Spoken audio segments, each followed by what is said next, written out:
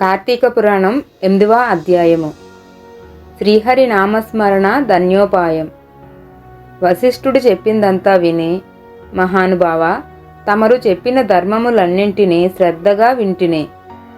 అందు ధర్మము బహు సూక్ష్మమనియు పుణ్యం సులభంగా కలుగుననియు, అది నదీ స్నానము, దీపదానము, ఫలదానము, అన్నదానము, వస్త్రదానము వలన కలుగుననియు చెప్పితిరి.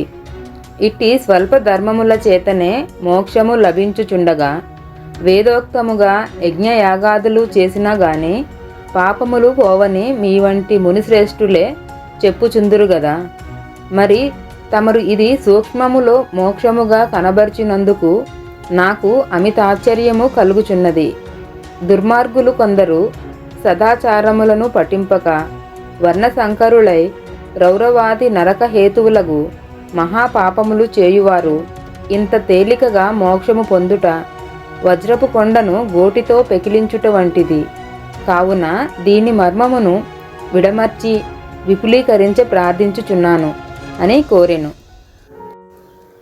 అంతట వశిష్ఠుల వారు చిరునవ్వు నవ్వి, జనక మహారాజా, నీవు వేసిన ప్రశ్న సహేతుకమైనదే.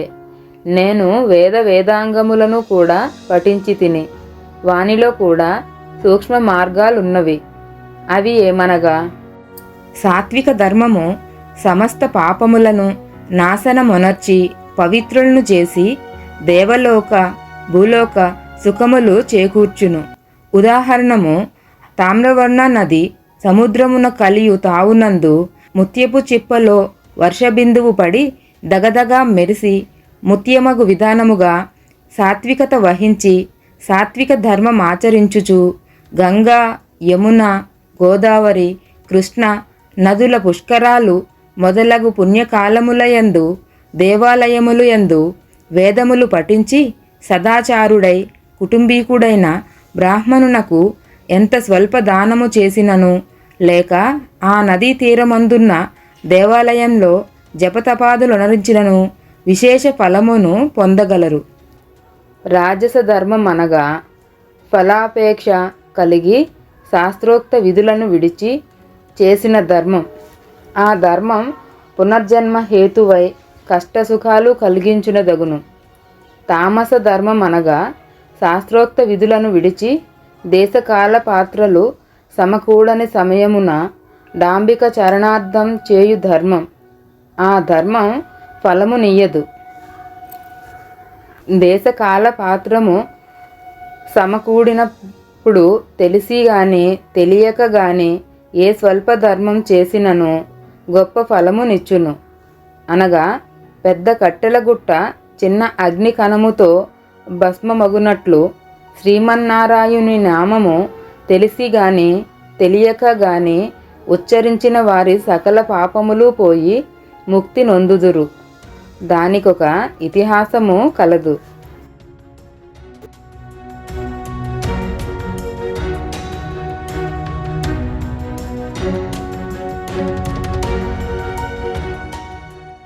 ఆజామీలుని కథ. పూర్వకాలమందు కన్యకుబ్జమను నగరమున 4 వేదములు చదివిన ఒక విప్రుడు కలడు.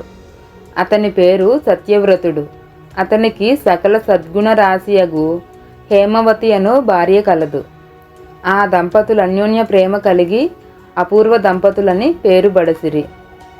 వారికి చాలా కాలమునకు లేక ఒక కుమారుడు జన్మించెను. వారా బాలుని అతి గారాభముగా పెంచుచు ఆజామీలుడని నామకరణము చేసిరి. ఆ బాలుడు దినదిన ప్రవర్తమానుడగుచు అతి గారాభము వలన పెద్దలను కూడా నిర్లక్ష్యముగా చూచుచు దుష్ట సావాసములు చేయుచు విద్యను అభ్యసింపక బ్రాహ్మణ ధర్మములు పాటించక సంచరించుచుండెను. ఈ విధముగా కొంతకాలంనకు యవ్వనము రాగా కామాంధుడై మంచి చెడ్డలు మరిచి యజ్ఞోపవీతము త్రెంచి మద్యం సేవించుచు ఒక ఎరుకల జాతి స్త్రీని వలచి నిరంతరము ఆమెతోనే కామక్రీడలలో తేలి ఆడుచు ఇంటికి రాకుండా తల్లిదండ్రులను మరచి ఆమె ఇంటనే భుజించుచుండెను. అతి గారాభము ఎట్లు పరిణమించినదో వింటివా రాజా?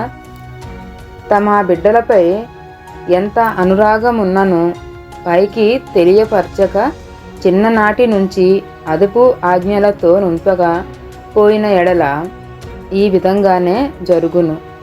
కావున ఆజామీలుడు కులభ్రష్టుడు కాగా వాని బంధువులు తనని విడిచిపెట్టిరి. అందుకు ఆజామీలుడు రెచ్చిపోయి వేట వలన పక్షులను జంతువులను చంపుతూ కిరాత వృత్తిలో జీవించుచుండెను. ఒకరోజు ఆ ఇద్దరు ప్రేమికులు అడవిలో వేటాడుతూ ఫలములు కోయిచుండగా ఆ స్త్రీ తేనె పట్టుకై చెట్టెక్కి తేనె పట్టు తీయబోగా కొమ్మ విరిగి క్రింద పడి చనిపోయెను. ఆజామీలుడు ఆ స్త్రీపై బడి కొంతసేపు ఏడ్చి తరువాత ఆ అడవి అందే ఆమెను దహనము చేసి ఇంటికి వచ్చెను. ఆ ఎరుకల దాని అంతకు ముందే ఒక కుమార్తె ఉండెను. కొంతకాలమునకు ఆ బాలికకు యుక్త వయస్సు రాగా కామాంధకారముచే కన్ను మిన్ను గానక ఆజామీలుడు ఆ బాలికను కూడా చేపట్టి ఆమెతో కూడా కామక్రీడలలో తేలియాడు చుండెను. వారికి 2 కొడుకులు కూడా కలిగిరి. 2 పురిటిలోనే చచ్చిరి. మరులా ఆమె గర్భము ధరించి ఒక కుమారుని కనెను. వారిద్దరూ ఆ బాలునికి నారాయణ అని పేరు పెట్టి ఒక క్షణమైనను ఆ బాలుని విడువక ఎక్కడకు వెళ్ళినా వెంటబెట్టుకొని వెళ్ళుచు నారాయణ నారాయణ అని ప్రేమతో సాకుచుండిరి. కానీ నారాయణ అని స్మరించిన ఎడల తన పాపములు నశించి మోక్షము పొందవచ్చునని మాత్రం అతనికి తెలియకుండెను. ఇట్లు కొంతకాలము జరిగిన తర్వాత ఆజామీలునకు శరీర పటుత్వము తగ్గి రోగగ్రస్తుడై మంచం పట్టి చావునకు సిద్ధపడి ఉండెను. ఒకనాడు భయంకరాకారములతో పాసాది ఆయుధములతో యమభటులు ప్రత్యక్షమైరి. వారిని చూచి ఆజామీలునకు భయము చెంది కుమారునిపైనున్న వాత్సల్యము వలన ప్రాణములు విడవలేక నారాయణ నారాయణ అనుచూనే ప్రాణములు విడిచెను. ఆజామీలుని నోట నారాయణ అను శబ్దము వినబడగానే యమభటులు గడగడ వనకసాగిరి.